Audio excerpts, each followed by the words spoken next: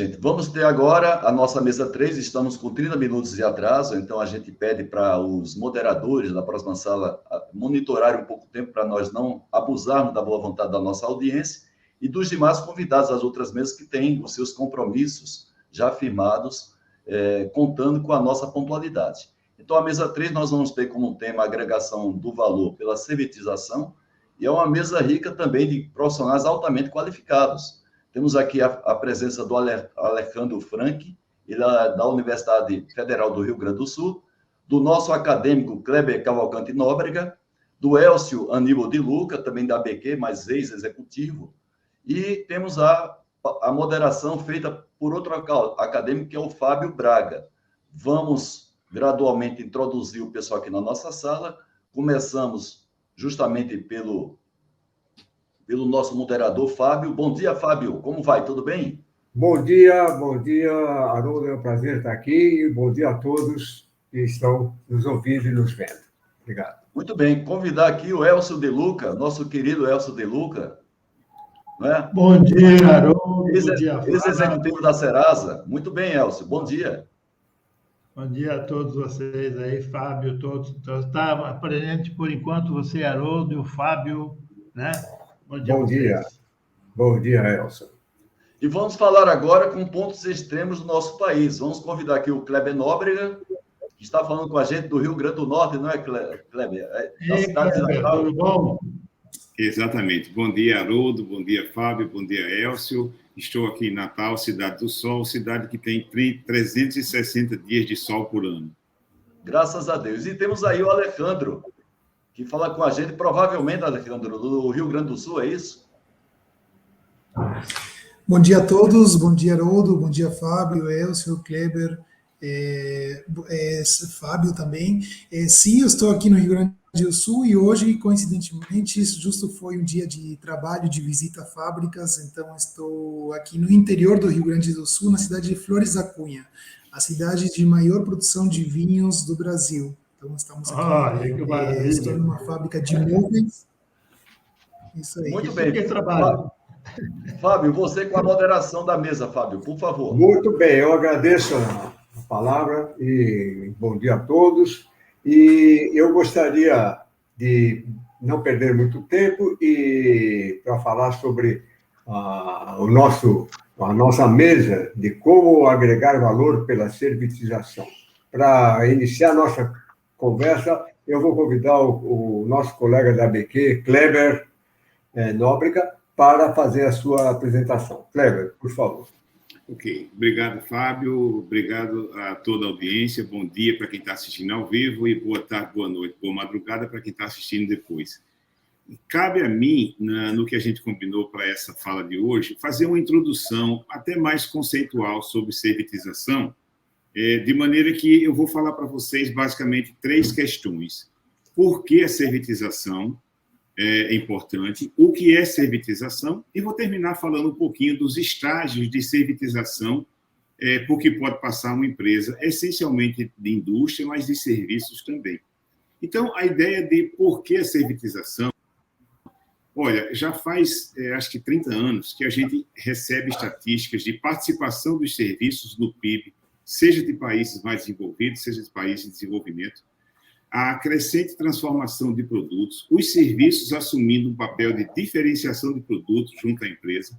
Hoje, a economia de compartilhamento de produtos está muito crescente, o analógico se transformando cada vez mais em digital, e uma das coisas mais importantes, os produtos se transformando cada vez mais em produtos-serviços.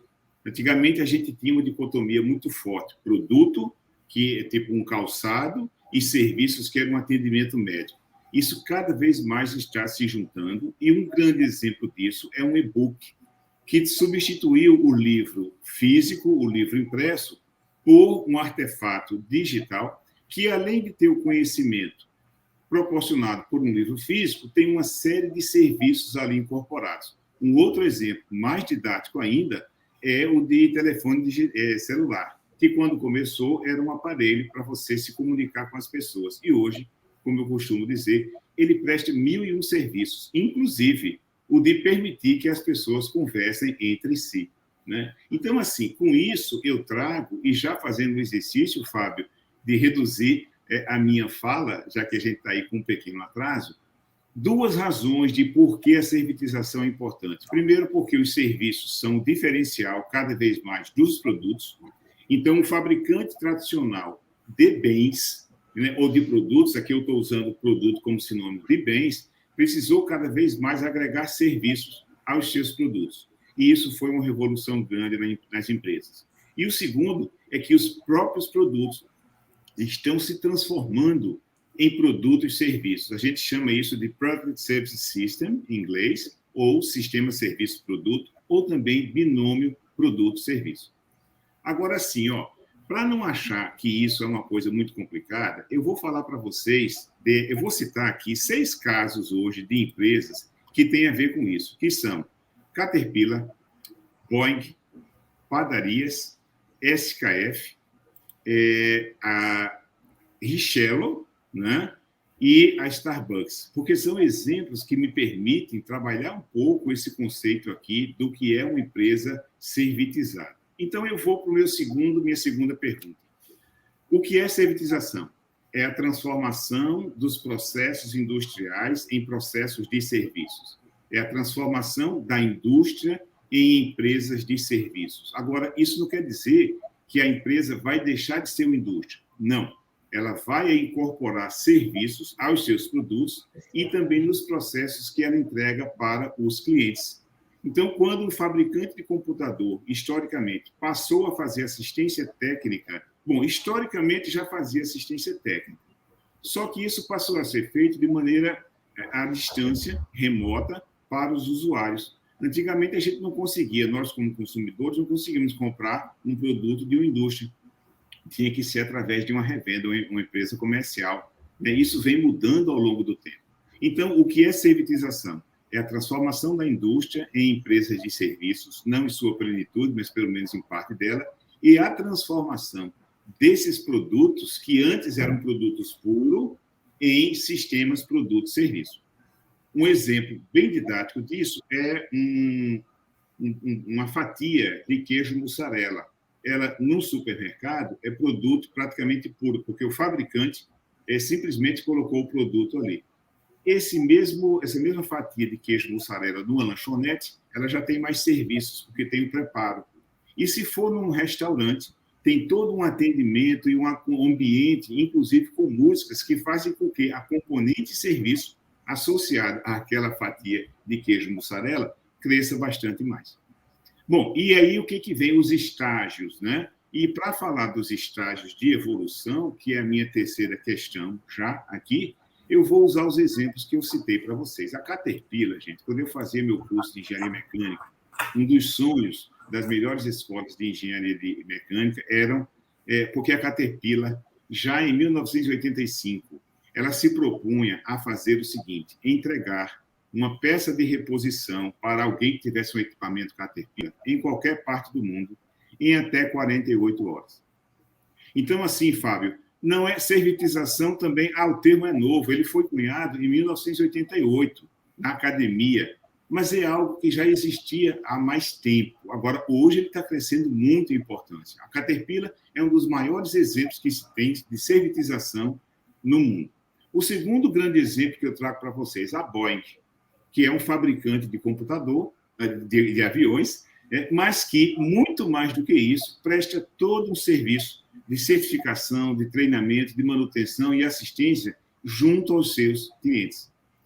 Mas o grande exemplo que nós temos no mundo em termos de servitização, uma empresa que historicamente era fabricante de produtos e virou uma empresa de serviços, foi a Starbucks. A Starbucks, que era um grande fabricante de café, sempre muito preocupada com os melhores grãos de café do mundo, e de repente se transformou numa empresa de servir cafezinho, com hoje mais de 15 mil lojas ao redor do mundo. E foi uma revolução, porque não é somente passar a prestar serviço, mas tem uma revolução na mentalidade empresarial e nos processos. Tanto é que o Howard Schultz, quando fez a proposição da Starbucks de montar lojas de café, foi rejeitado. Depois é que ele conseguiu, 2 anos depois, ele conseguiu levar esse projeto adiante. O exemplo da Richello, que eu falo, que é a Riachuelo, antiga Riachuelo, hoje Richello, que já não tem mais, e aí é uma empresa sediada principalmente aqui em Natal, a fábrica e o pessoal do varejo trabalham hoje de maneira conjunta. Tanto é que já não existe mais Guararapes e Riachuelo. Eles trabalham de forma muito próxima. É um fabricante que realmente agregou serviço. A SKF, eu falei, estou com 7 minutos aqui, a SKF Rolamentos é uma empresa que também tem uma unidade aqui em Natal de prestação de serviços de manutenção. E imagina, um rolamento de uma dessas torres de usina eólica que pesa 4 toneladas. Você não troca um rolamento de uma usina dessa, de uma torre dessa, da mesma maneira que você troca o rolamento do automóvel. Então, eles estão fazendo todo um serviço de assistência próxima, inclusive com o uso de IoTs, para coletar dados, avaliando o desempenho do rolamento, e quando vão troca exatamente alguma peça ou faz um reparo de maneira muito acondicionada. E, para fechar os meus exemplos, servitização de serviço. Eu gosto também de falar disso. As padarias, que antigamente eram um lugar para vender pão, e hoje servem refeições, tanto café da manhã, almoço, como também, né, jantar. E para fechar, então, os estágios de servitização. Eu passo de uma empresa que é manufatura pura, cujo produto final essencialmente é um produto, até empresas levemente servitizadas, empresas razoavelmente servitizadas, até uma empresa totalmente servitizada. E termino minha fala dizendo o seguinte: nessa evolução, a empresa cresce. O Baines, um autor britânico, ele diz o seguinte: existem 3 níveis de serviços que uma empresa, indústria, pode fazer. Os serviços básicos, que é quando a empresa ela se restringe a entregar produtos e componentes para o mercado. Os serviços intermediários são serviços de transporte, de manutenção, de alguma assistência que você faz para os usuários do seu produto. E, por fim, os serviços avançados são, hoje, o compartilhamento. Já está se falando em automóveis por assinatura, ou seja, não é mais aquele serviço básico. O seu produto entra exatamente com um conceito de serviço-produto. Era essa a minha fala, então, introdutória, Fábio, conforme nós conversamos. Muito obrigado, Kleber, pela brilhante e clara apresentação, que colocou os conceitos realmente da forma mais clara que a gente poderia ter obtido. Eu gostaria agora, então, de convidar o professor Alejandro Frank, da Universidade Federal do Rio Grande do Sul, para fazer a segunda apresentação de nossa mesa. Por favor, Alejandro. Bom dia a todos, boa tarde aqueles que estejam nos vendo de longe, e é um prazer estar aqui, e eu gostaria de complementar a fala do Kleber, muito clara, aliás, sobre o conceito de servitização, falando um pouco mais sobre os tempos atuais que a gente vivencia, os tempos atuais que a gente tem que lidar com as grandes incertezas, o que nós chamamos de turbulência do ambiente no qual as empresas estão inseridas, e qual que é o papel da servitização nesse cenário. O Kleber apresentou vários exemplos de servitização, mas notem que vários deles são do mundo internacional. O fato é que aqui no Brasil, quando nós falamos do mundo industrial, a servitização demorou em chegar. Na verdade, em termos conceituais, estamos falando de 20 anos de desenvolvimento, e na Europa, por exemplo, a servitização está muito avançada. As empresas já buscam um modelo de negócio servitizado de uma forma muito mais natural do que aqui no Brasil, e mais recentemente começamos a ver um movimento e uma preocupação maior pela servitização aqui no Brasil. E meu argumento é que essa preocupação maior aqui no Brasil, recente, essa consciência maior, tem começado a acontecer a partir dos momentos de incerteza que o país vive, a partir das pressões de mercado, de desafios que o país vive, no qual as empresas começam a buscar alternativas para se manterem competitivas dentro do mercado. Antigamente, a servitização era vista quase, na verdade, os serviços, eles eram vistos como um mal necessário. Nós tínhamos que entregar uma garantia estendida para o cliente, alguma manutenção, instalação, mas eles não eram vistos, na sua essência, como um meio para agregar valor ao cliente, e a partir disso, a empresa ter também novas fontes de receitas, novas oportunidades de negócios, enfim, novos canais e novas oportunidades. Mas, com a crise, com as várias crises que o Brasil vem enfrentando, principalmente no mundo industrial, nós percebemos nas nossas pesquisas que começou a haver um despertamento por buscar outras alternativas que agregassem valor. Um exemplo bem concreto que eu tenho para citar é o caso da indústria de máquinas e equipamentos. Nós fizemos 2 pesquisas com a ABIMAQ. A ABIMAQ é a Associação Brasileira de Máquinas e Equipamentos, de fabricantes de máquinas e equipamentos, e em 2017 e 2018 nós tínhamos feito uma pesquisa com esse setor para entender qual que é a relevância que esse setor dava para a conectividade, soluções IoT e soluções servitizadas. E naquela época nos chamou a atenção que, e era uma das conclusões desse relatório, que aliás é um relatório público, tinha nos chamado a atenção que poucas empresas se interessavam em agregar valor através de serviços. Muitas delas estavam preocupadas por uma melhor instalação, por uma melhor performance do equipamento, ou também por implementação de tecnologias na produção, na fabricação dos seus equipamentos que eles iriam entregar ao mercado. E esse ano nós fizemos uma nova pesquisa com o mesmo setor e chamou a atenção que, disparadamente, o ponto que mais era de interesse dessas empresas era como agregar serviços e como agregar serviços digitais na proposta de valor dos fabricantes. E isso foi um grande sinal para nós, esse despertamento que tem a ver também com as crises, principalmente agora durante o período de pandemia e um pouco antes também com as crises anteriores econômicas no Brasil, os fabricantes começaram a enfrentar problemas, além de enfrentar também a grande competitividade de outras empresas do exterior. E eles começaram a ver que a agregação de serviços, estar mais próximo do cliente, poderia ser um caminho para eles poderem se manter competitivos. Então, esse ano foi uma grande discussão de como essas empresas podem se servitizar e entrar de uma forma mais aprofundada nesses novos modelos de negócio. Mas aí vem o meu segundo ponto. Por que se servitizar, principalmente em tempos de incerteza? Por que a incerteza, essa turbulência, a pressão do mercado e a pressão tecnológica faz com que empresas, como, por exemplo, as fabricantes de máquinas e equipamentos, comecem a se interessar pela servitização? Nós fizemos um estudo que publicamos, aliás, essa semana, num periódico importante científico internacional, onde estudamos 104 empresas, a metade das empresas aqui do Brasil e a outra metade da Itália, para comparar e ver os resultados dos tempos de incerteza e o que as empresas fazem. E o que ficou muito claro é que, durante períodos de incerteza, as empresas buscam a servitização porque elas entendem que é uma forma de se manter mais próximo do cliente. E essa proximidade do cliente pode ser que não dê necessariamente fonte de receita extra, mas permite, primeiro, manter a fidelização do cliente, porque estabelece o que se chama de laços de relacionamentos com os clientes.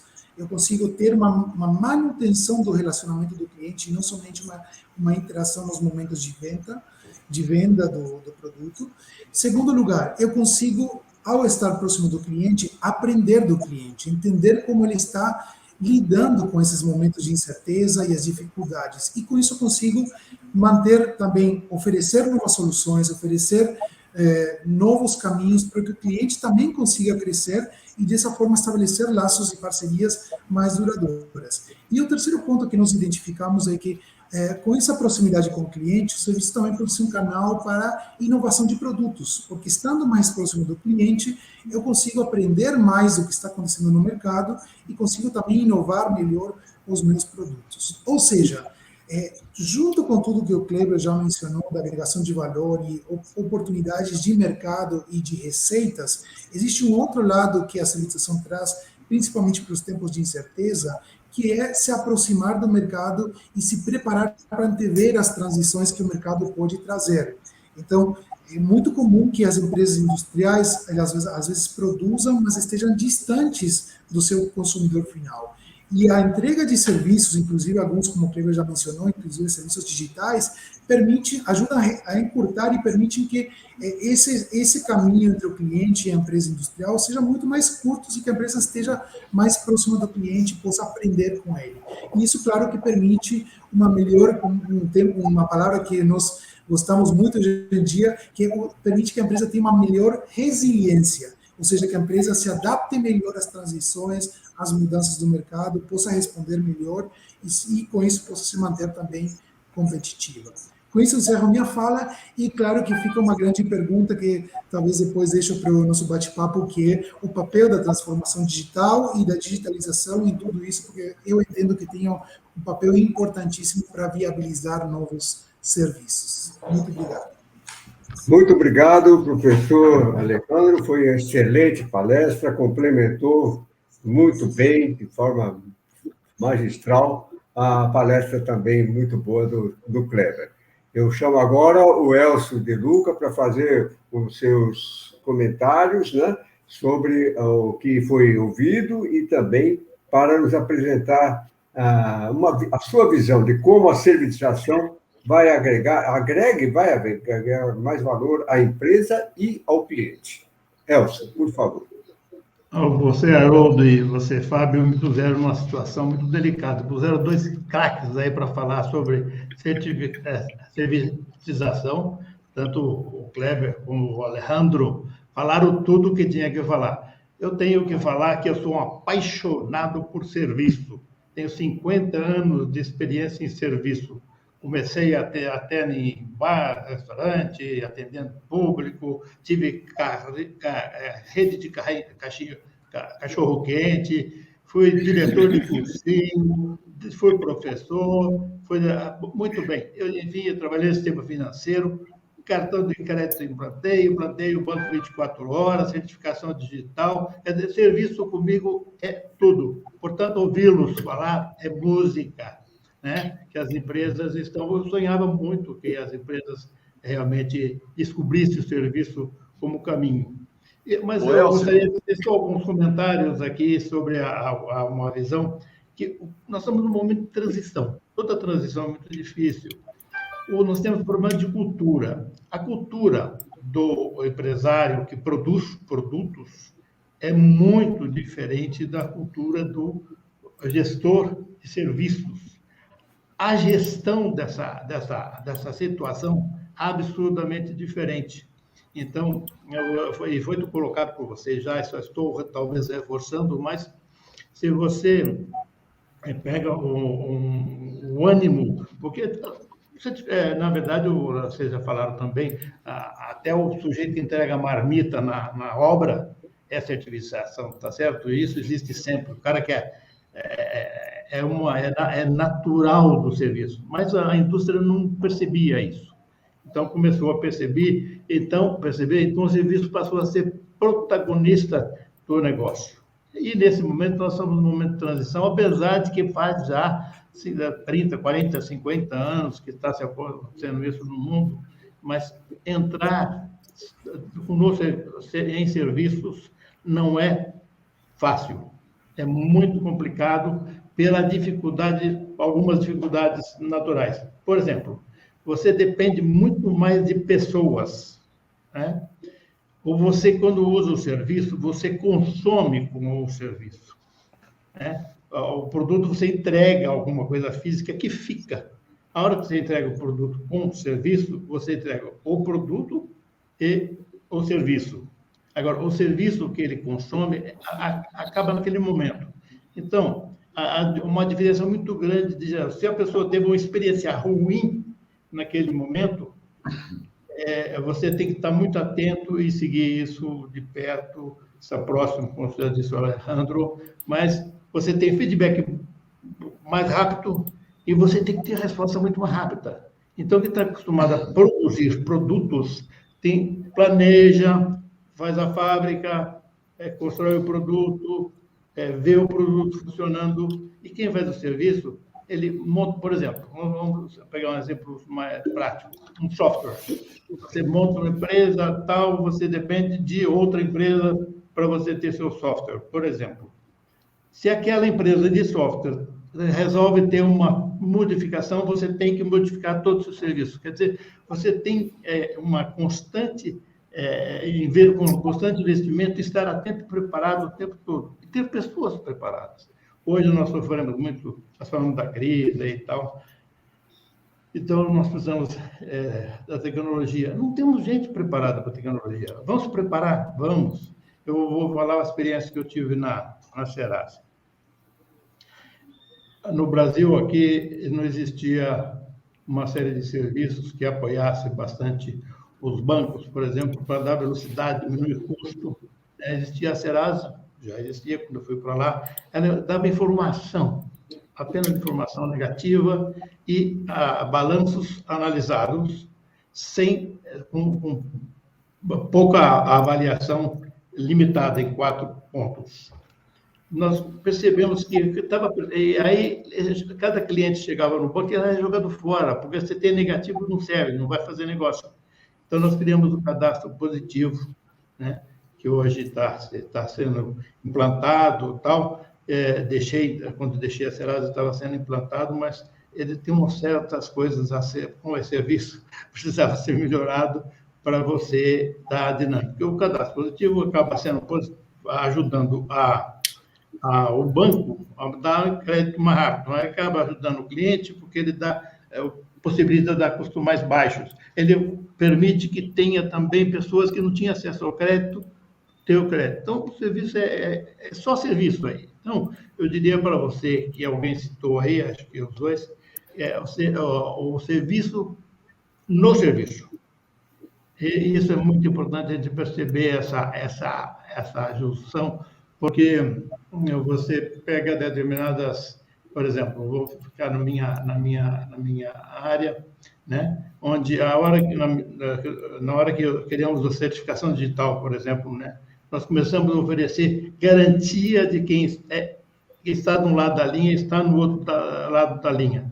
Isso traz uma diferença enorme na relação entre o comércio, a indústria e o serviço. Mas é serviço sobre serviço, né? Nós analisamos uma empresa e passamos para o banco a análise da empresa, um rating, que é outra inovação que a gente acabou fazendo. Em serviço, você tem que inovar sempre. Eu recebi a empresa, tinha 4 produtos. Entreguei a empresa com 400 serviços, né? Então, como isso? A dinâmica. Um dia, só um casinho, não sei se vai dar tempo de falar muito, que eu não tenho... Estou tentando correr um pouco. Isso, Edson, desculpe interrompê-lo, mas... Né? Um determinado momento, eu tive um grande negócio que tinha que fazer uma inovação, não vou citar, porque agora teria que explicar. Mas eu investi $1 milhão num serviço que não existia na empresa. E trabalhamos, de repente a empresa, que era grande, conhecida mundialmente, foi comprada por outra empresa. Então, ela corria para os Estados Unidos, não sei, presidente novo que comprou a empresa, não, pode deixar. Aconteceu o seguinte, passou um tempo, ele falou, olha, sobre o software que você tem, nós vamos fazer outro software. Eu fiquei micado com $1 milhão na mão, precisando resolver. Bom, eu vou facilitar a história dizendo que eu resolvi utilizando recursos internos de pessoas e nós acabamos desenvolvendo coisas que deu para implantar, senão eu estava no olho da rua, né? Depois $1 milhão. É o risco do serviço, ele da noite para o dia ele acontece isso. Então, os cuidados que a gente tem que ter em entrar nesse ramo é o hábito, a cultura, e a diferença de velocidade que tem. Agora, com a tecnologia, então, é um absurdo para ser acompanhado. Então, eu sou favorável, sou apaixonado por serviços e adoro saber que as empresas estão incluindo serviços nos produtos. Mas é tomar muito cuidado, não ir no modismo, né? E entrar, porque às vezes entra no negócio, agregar serviço, diminui custo, melhora para o cliente, daí acontece alguma coisa que tem que mudar todo o serviço. Novos investimentos têm que ser feitos, né? Então, os riscos em serviço é muito grande, e se você tem qualquer desacordo, vamos pegar Porto Seguro, eu acho maravilhoso o que a Porto Seguro faz, todo mundo fazia seguro, ela resolveu fazer seguro e agregar serviço, nunca mais deixei de usar a Porto Seguro. Mas ela depende de outros, são pessoas, e serviço depende muito de serviços. Eu estou falando do caso dela porque recentemente eu tive uma experiência ultra negativa, sendo cliente há 20 anos utilizando o serviço, muito feliz, né? Então, um caso de mal solucionado é complicado, porque você tem que ser ágil, tem que estar pronto para investir, né? O serviço não garante o ativo, né? Você tem alguma Elcio, coisa que é intangível. Elcio, desculpe interrompê-lo aí, mas nós precisaríamos dar um fechamento aí na sua palestra. Ocorreu que pode, é só dizer o seguinte: a diferença fundamental entre utilizar o serviço ou não é conseguir ter a capacidade de lidar com o intangível para aquelas pessoas todas que estão acostumadas à cultura do tangível, né? E fora isso, pensar bem na questão do sentimento de posse, né? Essa é uma coisa que deixa de existir para as vaidades de muitos. Mas eu tentei correr um pouco aqui, porque vocês falaram tudo e eu concordo com vocês todos. Parabéns pelo que vocês falaram aí. Tá bom? Olha, Elcio, muito obrigado aí pelo fechamento brilhante e dinâmico das apresentações. Agora vamos passar a nossa sessão de perguntas e respostas. Eu tenho as perguntas já enumeradas aqui, Haroldo. Se você tiver alguma coisa adicional, por favor, fale, tá? Vamos dar prioridade, Fábio, às perguntas previamente enviadas, né? Ok. Só que para a gente tentar tirar o atraso, que nós estamos de 30 minutos, eu gostaria que você resumisse em 2 ou 3 perguntas, direcionando apenas uma para cada um dos convidados poder abordar. Agora, antes de fazer essa pergunta, eu gostaria de colocar aqui o Elcio de Luca, porque atrás do Elcio de Luca, do lado direito, tem um patrimônio que nenhuma empresa no Brasil tem, que são 3 Prêmios Nacional da Qualidade, que a Serasa conquistou, seguramente com a participação do Elcio como protagonista, que tem um trabalho muito forte em prol da qualidade do nosso país.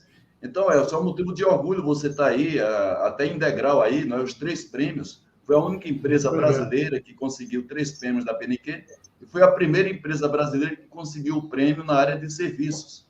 Então, parabéns mais uma vez por esse belíssimo trabalho que você fez junto à Serasa.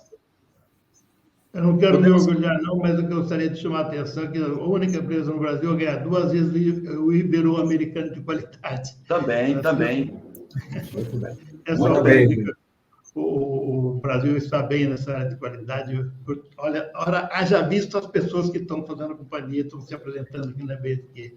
O Brasil está muito bem. Eu tenho o prazer e a felicidade de ter começado lá atrás, a utilizar e ter resultados fantásticos ter a gestão todinha voltada para os critérios da qualidade total. Então, é isso. Muito obrigado, Haroldo, pela oportunidade. Muito bom. Parabéns a você também e a Serasa, né, pelo feito. Eu gostaria de levar uma pergunta ao Kleber, inicialmente. Como você vê a servitização como um fator de melhoria da qualidade para os serviços entregues ao consumidor final? Quando você fez essa pergunta agora, eu me lembrei daquele conceito do Juran, que diz que a qualidade tem a versão, a qualidade negativa e a qualidade positiva, né? A qualidade negativa, conforme Juran, está relacionada à ausência de defeitos. Então, quanto menos defeitos eu tenho, mais qualidade eu tenho. E a qualidade positiva, ela vem através da agregação de valor.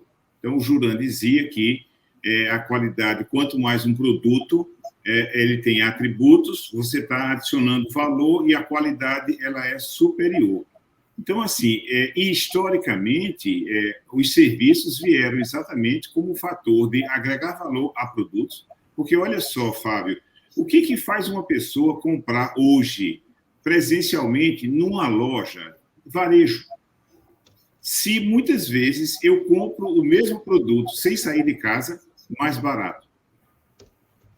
Então, o que faz uma... E aí, os competidores de varejo em geral, eles têm o mesmo produto, porque não são eles que fazem, são os fabricantes, e aí vem pelo serviço chamado de atendimento. Então, o Alejandro colocou muito bem que, historicamente, os serviços vieram como uma forma de você fazer diferenciação ok, bacana para produtos. Mas isso foi só o começo da história. O automóvel hoje, você compara um automóvel de hoje com um automóvel de 20 anos atrás. O automóvel de 20 anos atrás era um equipamento que você utilizava para se deslocar de um ponto ao outro. Praticamente, o serviço dele era o serviço de deslocamento. Muito bem, os automóveis de hoje, eles dizem a você se você está dirigindo bem ou não. Se você der um cochilo na estrada, dependendo do recurso digital que ele tem, ele informa você que você está dirigindo fora da segurança, além de todos os recursos de GPS que vão dando informações adicionais. E, no fundo, o que é isso? São serviços. Então, os sistemas produto, o automóvel era um produto praticamente puro. Ele é cada vez mais um produto-serviço, ou um sistema produto-serviço. E isso vem através dos serviços que você vai agregando aos seus produtos, ou também às indústrias, agregando serviços para os seus usuários finais. Muito obrigado pela resposta. Eu tenho uma pergunta agora, então eu vou dirigir ao Alejandro, que é uma pergunta do professor Dagnino, né? A servitização continuará a crescer em que ramos no Brasil e no exterior? Ótima pergunta. Se ela, eu tenho certeza absoluta que ela vai continuar a crescer. E por quê? Fazendo um link com a fala anterior, o grande potencial da servitização hoje é através da transformação digital.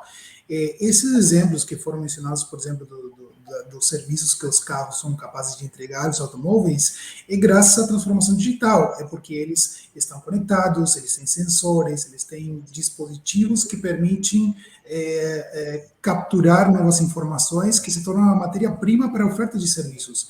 Hoje, se nós temos, por exemplo, serviços como Uber, ou outras soluções que nasceram a partir de produtos, por exemplo, essa transição do próprio veículo para ser totalmente servitizado e que nós usemos como um serviço e não como uma posse, como um bem que nós possuímos, são graças a elementos digitais que estão dentro dessas soluções. Então, eu entendo que a área de serviços a servitização, ela tem um grande potencial de seguir crescendo, primeiro por essa questão de que quanto mais digitalizados, mais sensoriados são os diferentes produtos, mais matéria-prima nós temos para oferecer novos e melhores serviços. Esse é um primeiro ponto do que se chama de produtos inteligentes.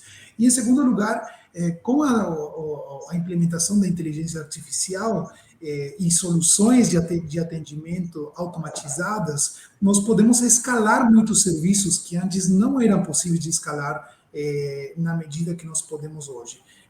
Como o Elcio mencionou muito bem, os serviços dependem muito de pessoas e de pessoas que vão fazer o atendimento. Mas nós estamos agora dentro de uma nova geração de serviços, que são serviços que simulam o comportamento de operadores de serviço, de pessoas que executam o serviço, e que visam, a longo prazo, simular ou emular o comportamento humano para tratar com o cliente. Então, à medida que isso for avançando, nós temos mais potencial de escalar serviços e de criar novos serviços, como nós temos visto com os exemplos que o Kleber muito bem mencionou também, dessa transformação dos produtos. Então, eu sou convicto que temos ainda um grande campo, e esse campo ele passa muito pelas indústrias de bens de consumo durável, principalmente porque os bens de consumo durável, para mim, eles são produtos puros originalmente, e muitos desses modelos eles ainda são voltados para modelos de produção em massa. Não são modelos ainda preparados para um modelo servitizado, voltado, por exemplo, para uma economia mais circular. Então, ainda temos um longo caminho dentro das indústrias tradicionais de transformação, à medida que também o mercado vai assimilando mais, que não quer mais a posse do produto, mas quer o serviço que o produto é capaz de entregar. Então, acredito que no meio industrial ainda temos um longo caminho para crescer, porque ainda temos um legado fordista e mais industrial e mais de produção em massa, que tende a mudar muito a longo prazo, como a gente tem visto na indústria automotiva, que vem acontecendo recentemente. Muito obrigado, Alejandro, foi excelente a resposta. E eu gostaria agora de dirigir uma pergunta ao Elcio, É uma pergunta inspirada no Eduardo Guaranha, nosso presidente da ABQ, e que você já abordou um pouco, mas eu gostaria que talvez você abordasse um pouquinho mais sobre a servitização dos serviços. Bom, falando agora com mais tranquilidade, né, eu poderia dizer que, para ajustar as coisas, que é evidente que no futuro o futuro só aguarda o grande crescimento de serviços nos produtos, sem dúvida nenhuma. O que eu tento chamar a atenção é o seguinte: nós estamos numa fase onde estamos dando ênfase necessária à certificação, sendo que nem o empresário, nem o profissional estão preparados com a cultura necessária para encarar serviços. Serviço tem uma maneira...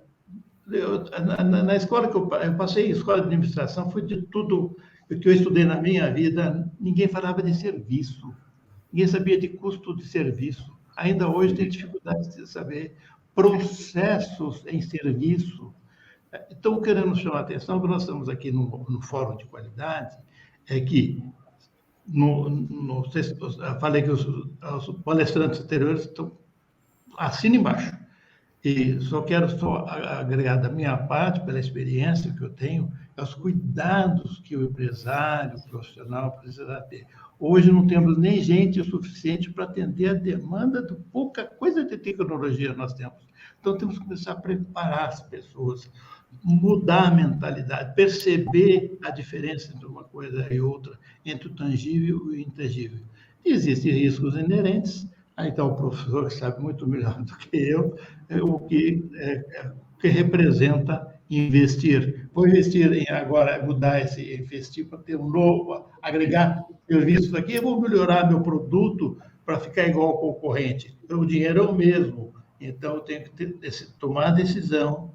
E olha, estou reafirmando que o caminho do serviço, da servitização é necessário, mas eu estou chamando a atenção no processo de qualidade.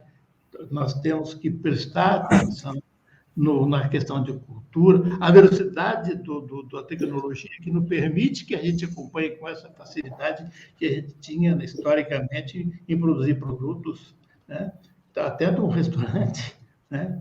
É só isso que eu queria dizer, que realmente é necessário serviço, respondendo a Garanha. Sim, Garanha, eu agreguei muito serviço em serviço, e servitização e serviço é fundamental também. E mas a origem da experiência de quem tem serviço em serviço é diferente daquele que vai colocar serviço em produtos. Chama atenção, nós devemos preparar as pessoas, as universidades têm que começar a preparar, e nós de qualidade temos que começar a preparar as pessoas para encarar não só a nova tecnologia, mas esses serviços utilizando essa tecnologia.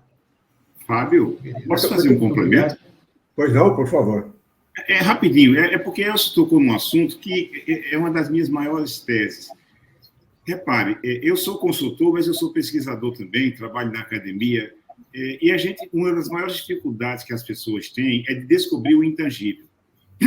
Exemplo disso. Elcio, nós todos fomos educados numa lógica de manufatura, nós todos, inclusive o Alejandro aí, que parece que tem metade da idade da gente. Isso quer dizer o seguinte, que a gente valoriza aquilo que é físico, a gente valoriza aquilo que é produto. Então, o cara dá R$500 para uma consulta médica é caro, mas R$500 num pedaço de tecido azul, chamado de calça jeans, não é caro.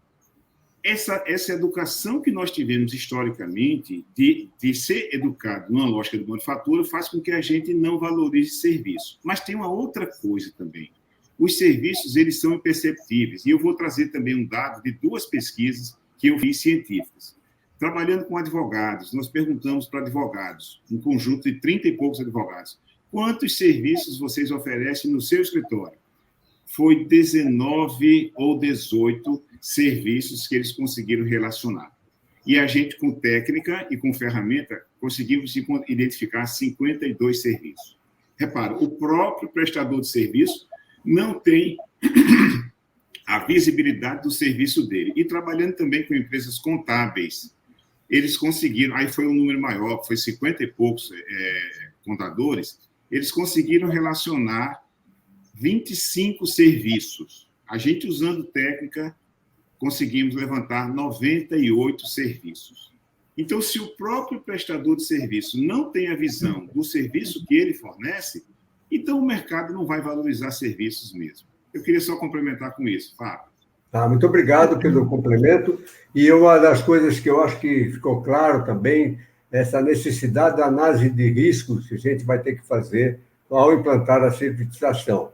E também lembrar aquilo que foi mencionado também, muitas vezes produtos excelentes, produtos duráveis, como mencionou o professor Alejandro, né? Por exemplo, um sistema de ar-condicionado.